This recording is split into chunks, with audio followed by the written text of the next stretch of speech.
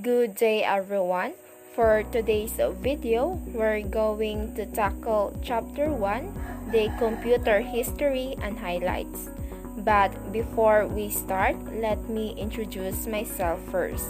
I am Gandhi Lagrosa, 20 years of age, from Hambawan, Lila, Bohol, a second-year student of BIT International College, taking up Bachelor of Secondary Education, major in Social Studies. For today's chapter, we will be discussing the following. First, functionalities of a computer. Second, advantages and disadvantages of computer. Third, the different computer types. Fourth, the different computer application, followed by computer generation. And lastly, the computer components. Okay, let's start with what is a computer.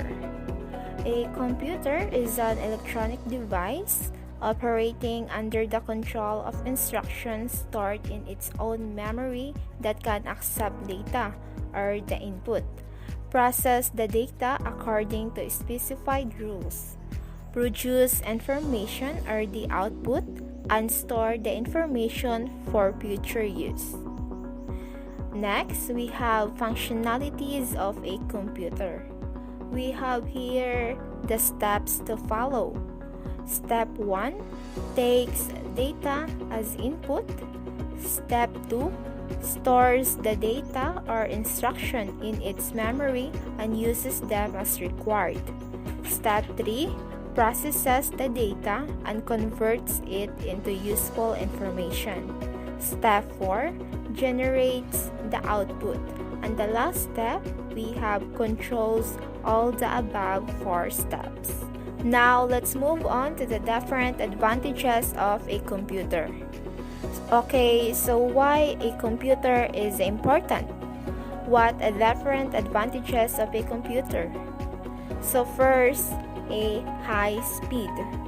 Computer is a very fast device.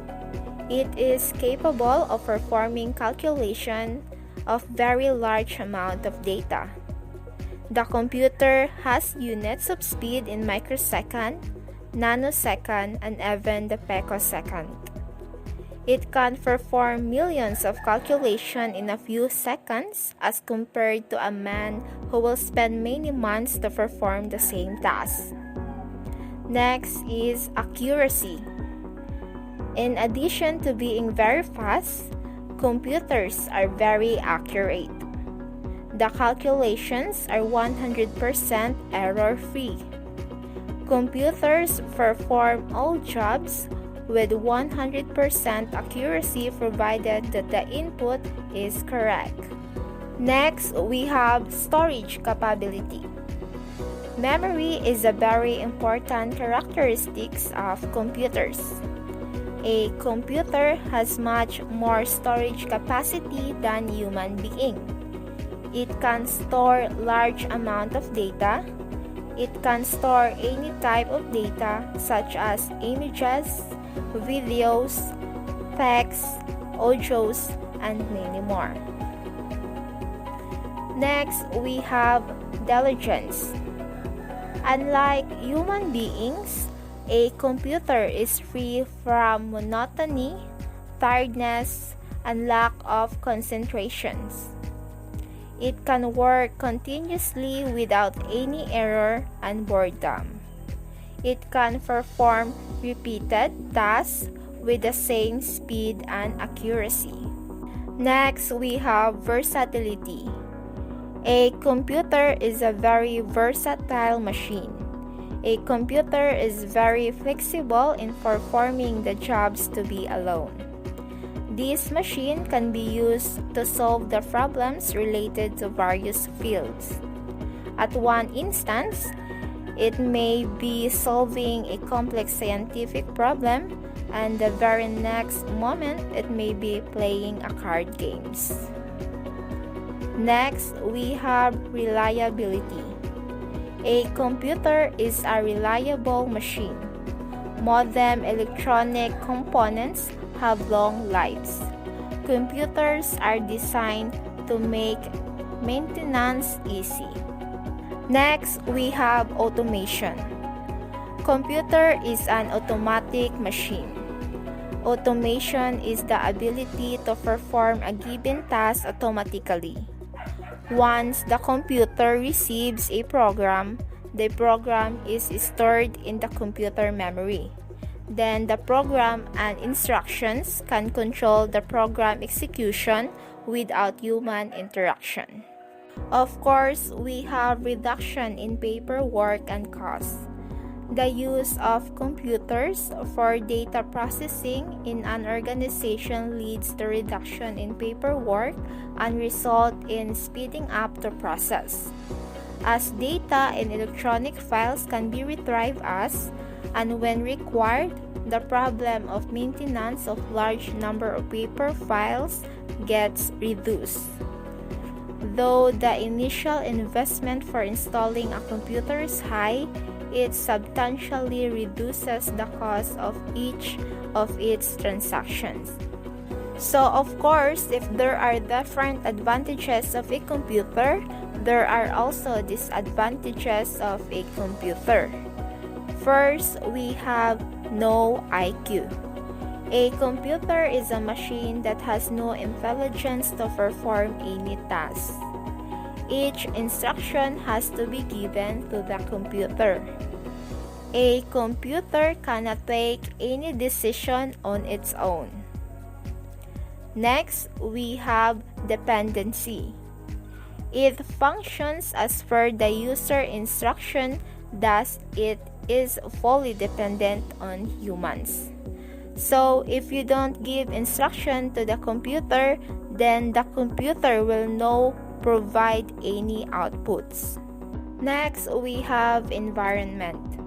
The operating environment of the computer should be thus free and suitable. And of course, we have no feeling. Computers have no feelings or emotions.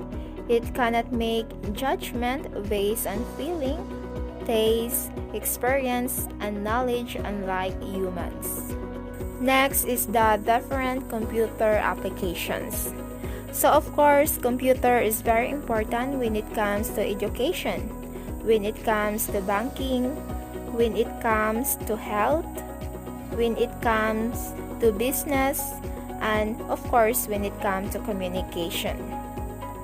Of course, in education, as what we are doing right now, we are using computer in our online learning. In banking, we have a lot of automation happening right now, especially in paying groceries or any transaction using computer. Of course, in health, it will help the medical professional to easily generate. In business, a lot of people today did online selling. And of course, in communication, we can communicate even we are far away from each other through the use of computer. So okay, those are the different computer applications. Now let's move on to the different computer generations. The first generation on 1946 to 1955. Before, it is a vacuum tube base, as you can see in the picture. That is how it looks like.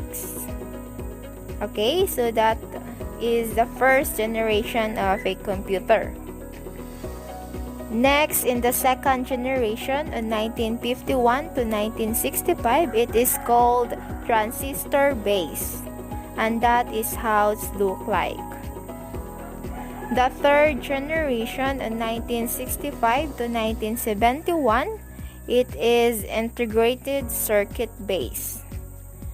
The fourth generation in 1971 to 1980 is VLSI microprocessor base. And the last generation, or the fifth generation in 1980 onwards, we have ULSI microprocessor base. So those were the different computer generations. We just get some glimpse or some idea when it started. Now we're moving forward to the different computer types. We have personal computer, workstation, mini computer, mainframe, and supercomputer. So for a personal computer can be defined as a small, relatively inexpensive computer designed for an individual user. Personal computers are based on the microprocessor technology that enables manufacturers to put an entire CPU on one chip. Businesses use personal computers for word processing, accounting, desktop publishing, and for running spreadsheet and database management applications. At home, the most popular use for personal computers is playing games and surfing the internet. Next, we have workstation. Workstation is a computer used for engineering application, desktop publishing, software development, and other such types of applications which requires a moderate amount of computing power and relatively high, equally graphics capabilities. Workstation generally come with a large, high-resolution graphics screen, large amount of RAM, inbuilt network support, and a graphical user interface. Most workstations also have mass storage device such as a disk drive, but a special type of workstation called diskless workstation comes without a disk drive. Next, we have mini computer. It is a mid-size multi-processing system capable of supporting up to 250 users simultaneously. Next, we have mainframe. Mainframe is very large in size and is an expensive computer capable of supporting hundreds or even thousands of users simultaneously. Mainframe executes many programs concurrently and support many simultaneous execution of programs. And lastly, we have supercomputer. Supercomputers are one of the fastest computers currently available. Supercomputers are very expensive and are employed for specialized applications that requires immense amount of mathematical calculations. For example, weather forecasting, scientific simulations, animated graphics, fluid dynamic calculations, nuclear energy research, electronic design, and analysis of geological data. So those are the different computer types. Now we'll move forward to the different computer components. First, we have take input, the process of entering data and instructions into the computer system, followed by store data, saving data and instructions so that they are available for processing as and when required. Then, processing data, performing arithmetic and logical operations on data in order to convert them into useful information. Followed by output information, the process of producing useful information or results for the user, such a printed report or visual display. Then lastly, we have control the workflow, directs the manner and sequence in which all of the above operations are performed. Okay, so the input unit. These units contains devices with the help we enter data into the computer. These units creates a link between the users and the computer. The input devices translate the information into a form understandable by the computer. Next, we have Central Processing Unit. CPU is considered as the brain of the computer. CPU performs all types of data processing operations. It stores data, intermediate result, and instructions. It controls the operation of all parts of the computer.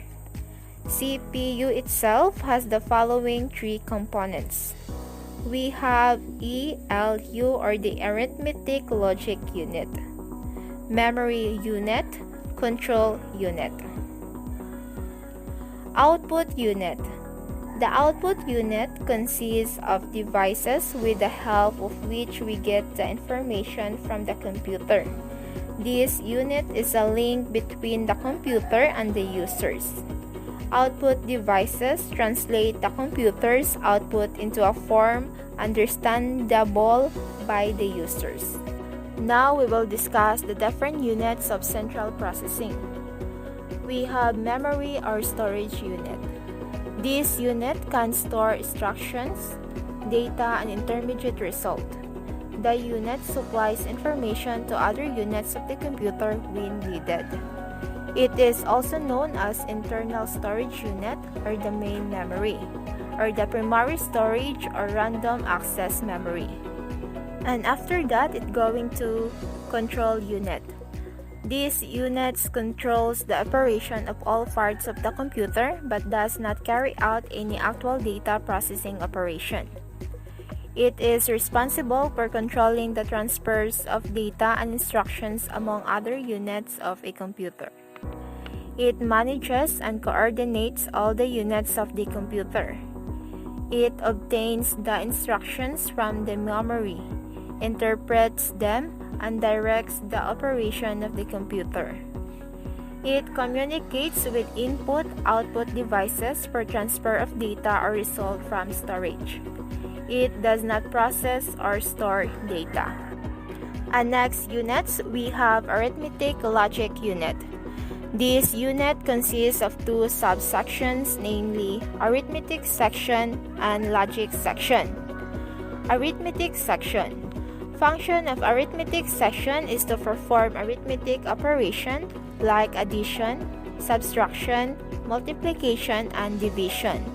All complex operations are done by making repetitive use of the above operations. And next, logic section. Function of logic section is to perform logic operations such as comparing, selecting, matching, and merging of data.